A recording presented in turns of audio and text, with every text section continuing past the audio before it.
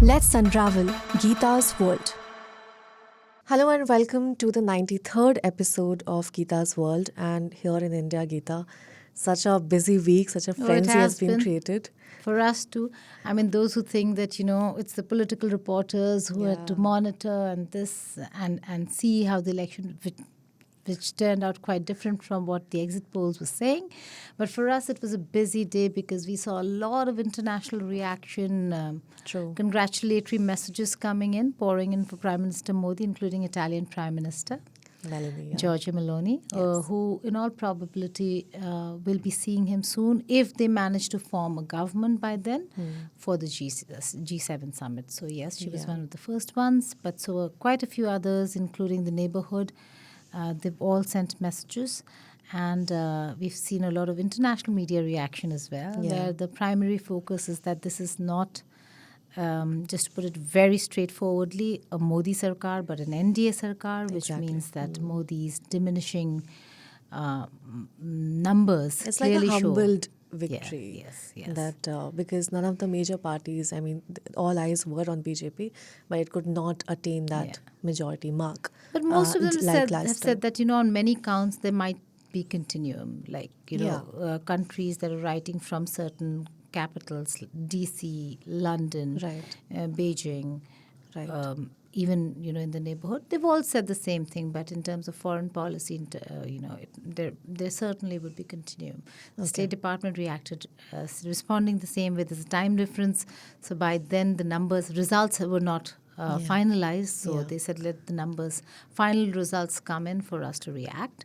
But it's a continuum in terms of relations. Okay. So, we could see a lot of makes or breaks. Like some of them were critical too. They were saying that, there was, in their reporting, they said, they spoke about divisive politics and that, somewhere that has been shunted. Or rejected. So, the you're saying that the organizations who have had a difficult ride with the last government are now writing those critical pieces because because they have come back with reduced numbers. But you're saying that either party makes the government, it will work as a continuum, right? That's foreign policy always is a continuum, and I don't see that change much. But in terms of barring a few areas where there might be maybe a stronger voice or maybe a little more tempered voice. Yeah, like how we react to our neighbors. That or how we react to the wars that are currently ongoing. Either Israel, Hamas, or Russia, Ukraine.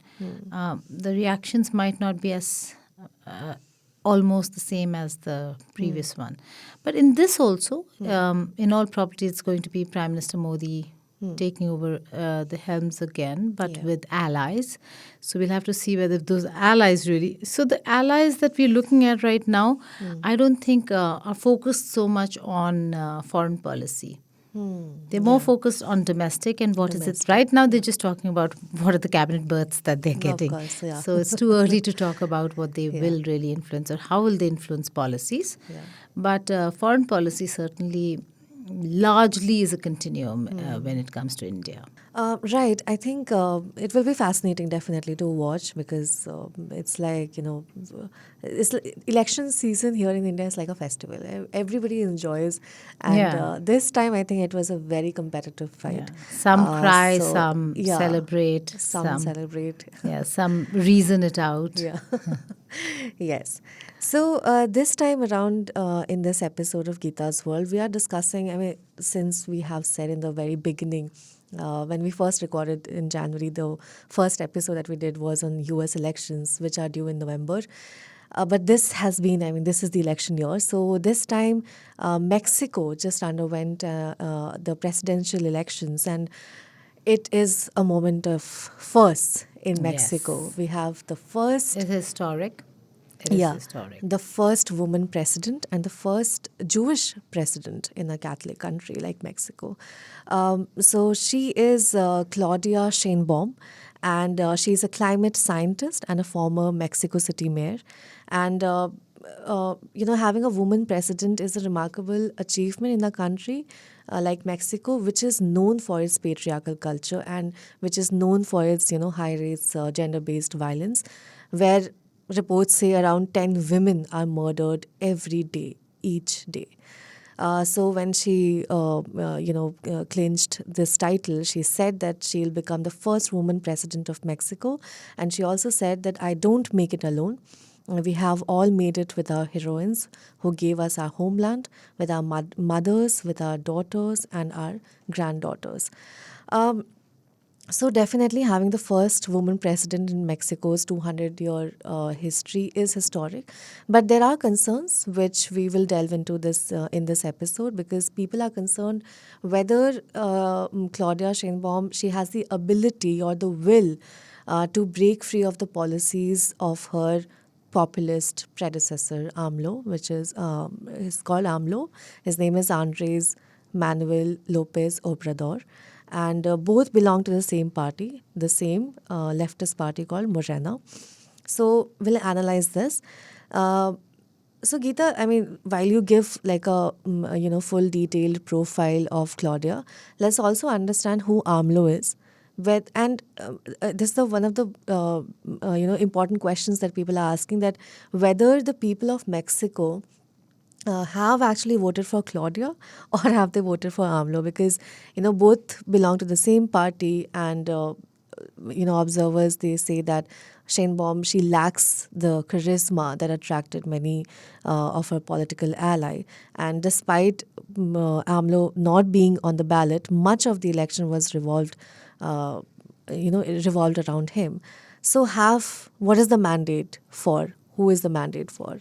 So the mandate is for Morena Party, leftist-leaning, strong populist government of Obrador. Now, what happens in Mexico is basically, let's talk about the rules. Yeah. It's for the president, it's a single-term, 6-year cap. Okay, you So can't be if you re-elected. cannot be, and you cannot fight, why is Obrador not standing? He is still so popular. He's not standing because he cannot stand. So what has he done? He's put his protege. And if he were to stand, he would have won and gotten re-elected. It's really food for thought for all those other countries where there are no caps. I mean, caps do help. Even if you're a popular person, you can contribute to your country and then move away. I mean, I think one might be too less, but two, like the American system, where Barack Obama retired as US president very young in life, because he was a very young president, and he goes on doing what he wants to do. So that's the reason why Obrador was not on the ballot. Did he campaign? Of course, he campaigned very hard for Claudia Sheinbaum, and he really hit the opposition very, very hard. He ensured that the people were listening to him in what she can bring to the table, as opposed to what her opponent can bring to the table. Galvez did have a very, very tough time during campaigning, but she gave it a very, very tough fight. So yes, it was a historic moment. It was one woman against the other. And when you speak about mandate, this was what was asked of Obrador as well, that are you going to be the man behind the presidential chair, puppeteer your protege? To which he said, no, he's not going to. And I want to quote him here. He said, I do not aspire to be a moral leader, a maximum boss, a caudillo. So he was basically saying that this is going to be her moment. We'll have to wait and see how it's really going to pan out, because in elections, and when you see only a single term for 6 years, you will have the withdrawal symptom to say, oh, well, you could have done it like this, you could have done it like that. But for now, I think it's a mandate for the party. But I think, like you said, that, there should be a cap, as in you just... No, I'm just saying it's food for thought. It's food for thought, yeah. I mean, you're not endorsing it, yeah. But like here in Mexico, when you say that, okay, if a person has to be elected just once and later on he or she can advocate for some other party leader in his or her party. But then if you see Claudia, I mean, people are saying that, critics are saying that she's just making the same proposals as AMLO did. So she's not like differing in any of the proposals No, that. because she came on that ticket. Okay. It was very But then clear. it's like a It was very continuation clear, then only, no? Anna. Yeah. It's just the faces are changing, but in fact, it is so stark that she's a climate scientist, and if Yeah. you see the winning banner Yeah. behind her when she comes for that victory lap, Yeah. are all oil companies. Yeah.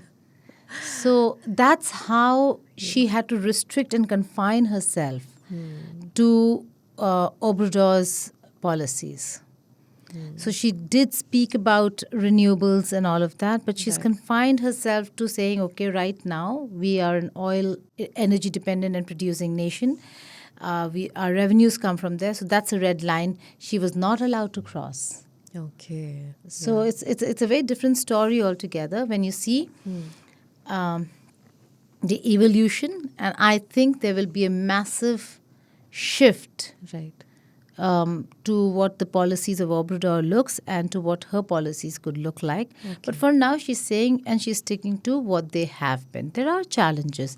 There are challenges when it comes to the economy. There will be huge challenges when it comes to the United States of America, which of course we'll discuss a little later. But in terms of challenges, her biggest challenge will be how to navigate that space of being a climate scientist, standing in front of those banners that are oil company, sponsored banners, and sending out the message that we're moving forward, but keeping Obrador's policies, absolutely intact. What a paradox. So what a I mean, it is a win, Yeah. but it's not just the most enviable win. You see, there is a lot that she'll have to now navigate. Yeah, interesting.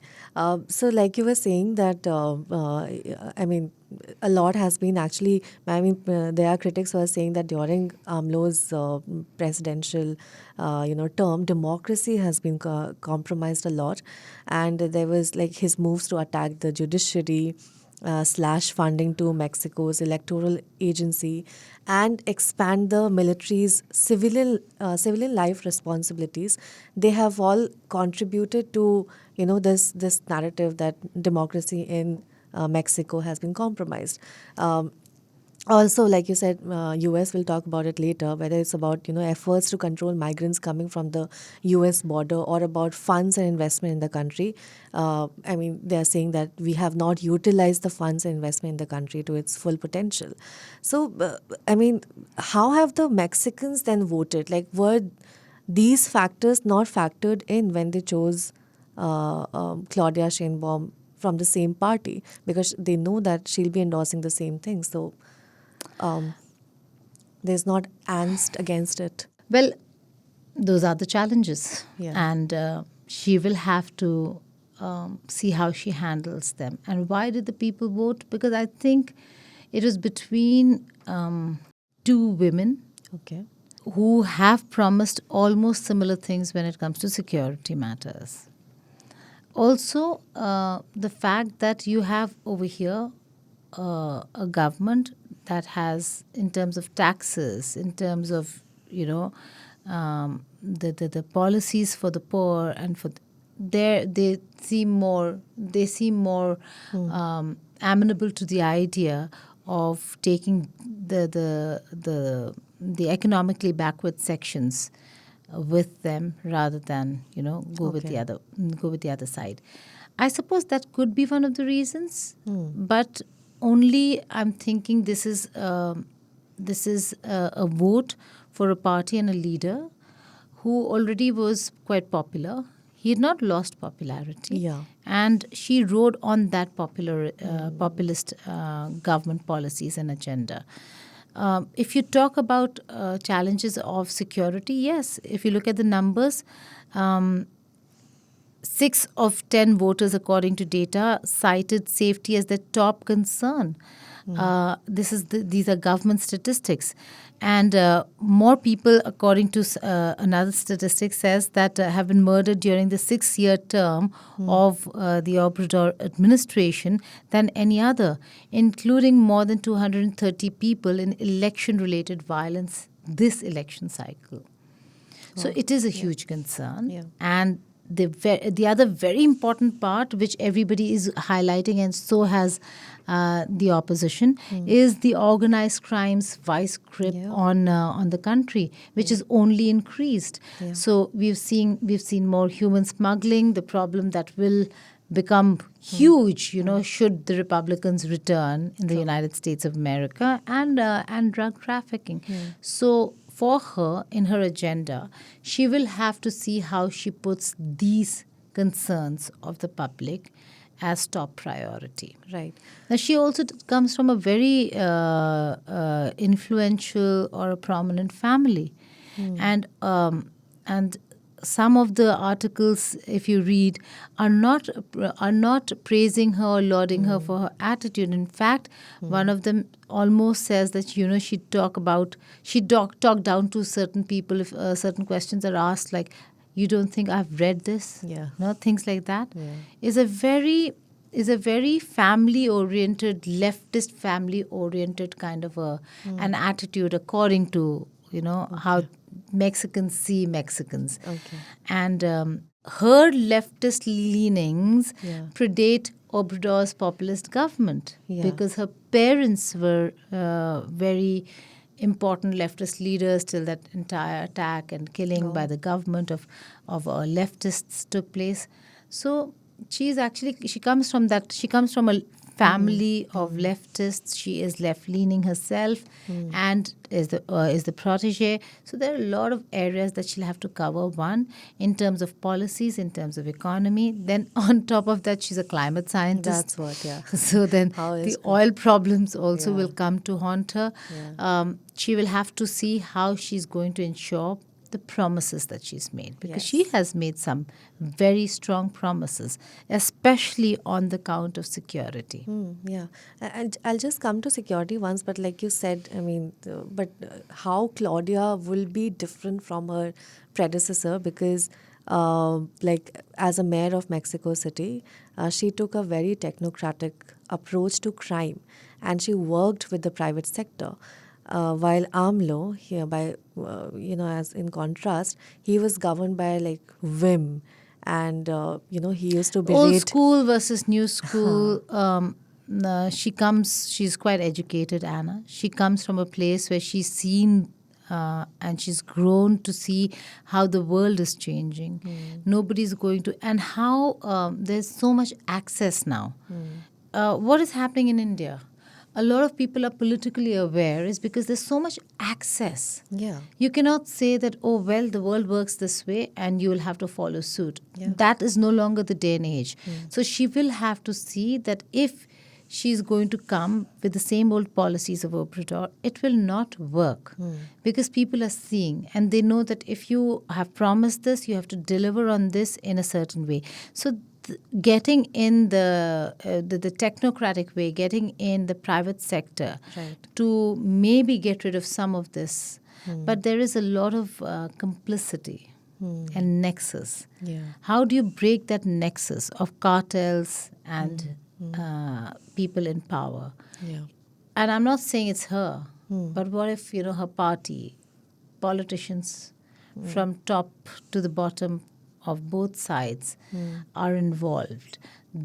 To break that nexus will take some time.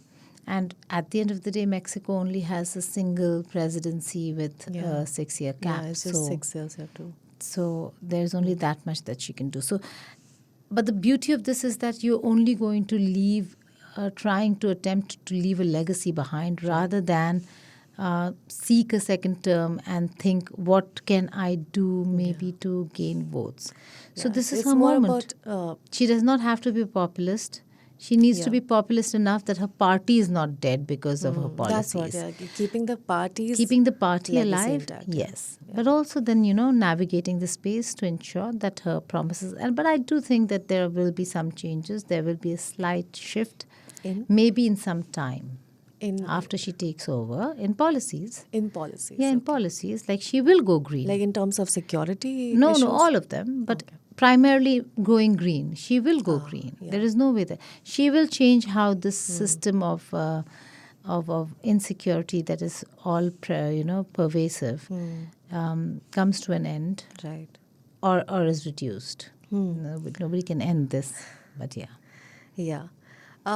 Speaking about cartel violence, because we have seen, I mean, Mexico and these countries, like for us Indians, especially, who are so much fascinated by, pop culture and must have seen Narcos. Yeah. So we know that, organized crimes and drug trafficking and cartel violence, that's very prevalent. And like you were speaking, Colombia and Mexico, yeah. Colombia and Mexico, yeah, yeah. So, like you were speaking, at least 34 candidates or applicants have been murdered here since January 2023. As gangs, they try to, come and influence those coming to power. And Mexico is a country where more than 9 out of 10 crimes committed against the population go unpunished. So with this country's powerful drug cartels, they have long staged targeted assassinations of all these local candidates who threaten their control. And their two most infamous two warring drug cartels are Jalisco and Sinaloa. But I was thinking that it's ironic that in a country with security topping voter concerns, both of these candidates, Sheinbaum and Galvez, they have largely remained like really coy about their proposals. Like neither have said that they have repudiated a nearly 2 decade long approach of relying on these armed forces to tackle organized crime. And Galvez, she has been like really critical of AMLO's non-confrontational approach to cartels. But I was like, Mexico, we know that, it is a democratic country. But why is it that a democratic country like Mexico has not been able to limit drug cartels and gangs' violence and influence in so many years? And we are talking about the left party, I suppose because which of the is nexus, which is what we were talking about earlier. I yeah, but suppose it's because of the nexus. yeah, but it's about I'm saying in a democratic setup. Why is it that What is democracy, Anna?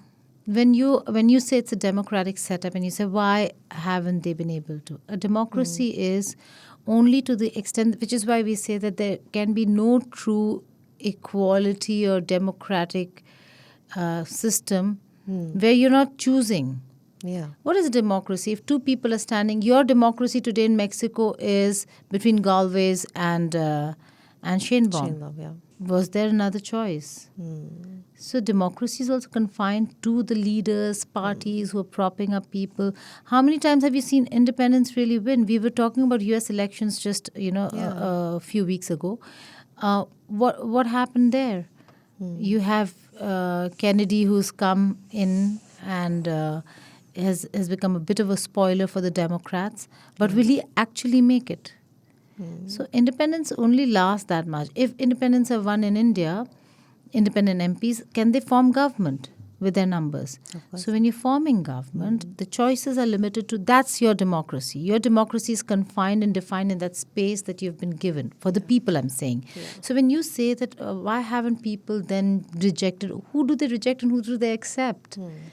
It's all a nexus. Everybody's involved. Like look at the conversation that Galvez and Sheinbaum had after she won. She called her and she said the very same thing. Well, there are massive concerns that I spoke to her, and the first thing I told her was that there are massive concerns with regards to security. And why she's saying that to Sheinbaum is because this is a continuation of the same party, yeah, same policies. Now, whether nexus or not, you have said that there is going to be reduction.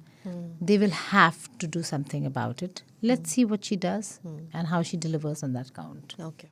Right, Geeta. I think there's also a concern about this. Like I said in the very beginning, that headlines, they say that she's the first woman president, but there are, critical analysis as to how about Sheinbaum's non-feminist approach, which I want to speak about.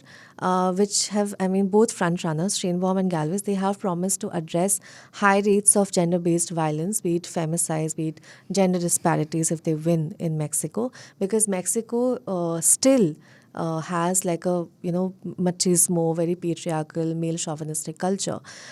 So amid all these, gender-based violence, getting a woman president may seem quite paradoxical in the sense that in Mexico, there's a through line between militarization and gender-based violence. Experts have noted that in 2018, when AMLO, became the president, he failed to actually demilitarize the country's war against drug cartels. And because of such militarization of the civilian sphere, women, feminist groups have they have said that there is a dramatic increase in women being killed by firearms after 2007, as well as women being targeted in public sphere so much because the country has not been demilitarized as has been promised in before. So, because of this wide militarization, Sheinbaum has a very tense relationship with some feminists who, encountered lots of repression by Mexico City police under the purview of Sheinbaum.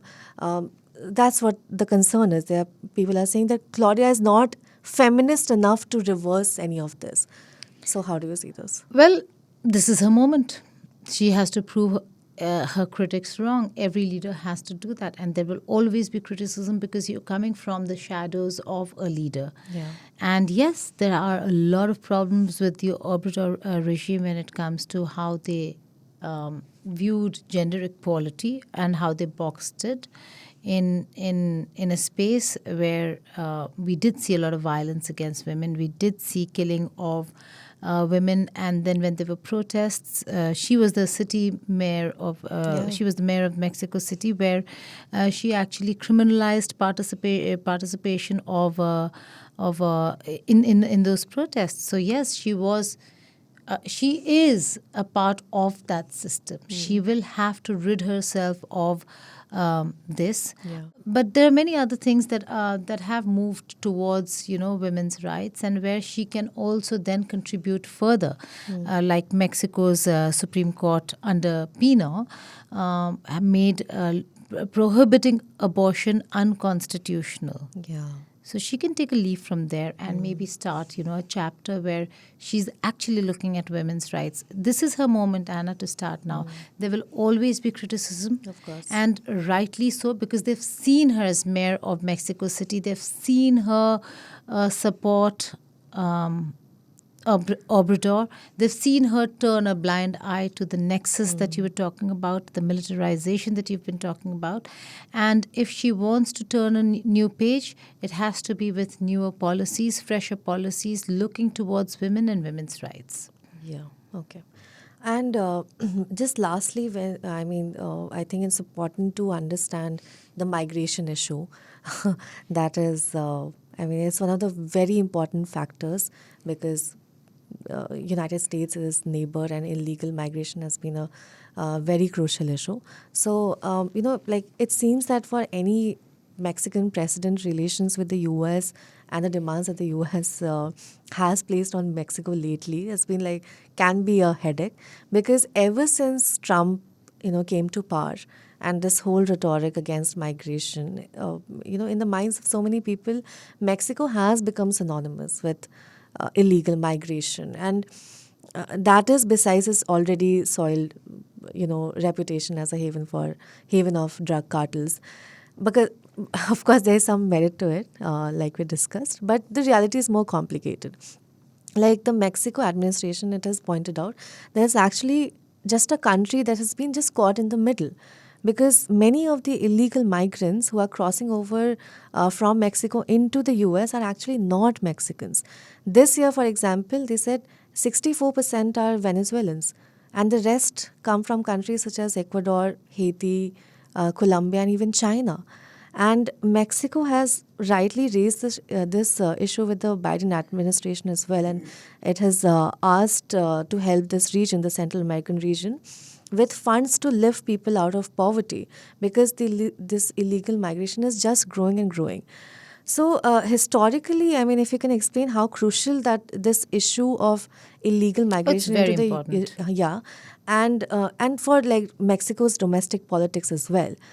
Is this a reason the the left has come to power this time as well and in 2018?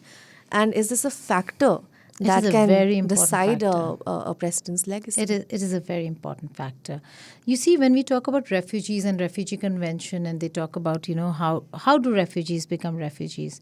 There are those who are politically persecuted, those who are who suffer persecution from communities, so on and so forth. So persecution is one, but then there are economic refugees. Yeah. If a country is poor and you really don't have anything to eat, and the government has nothing to provide for, or the economy is such, you do look at, and your neighbor country is well to do, then you do look and seek refuge there.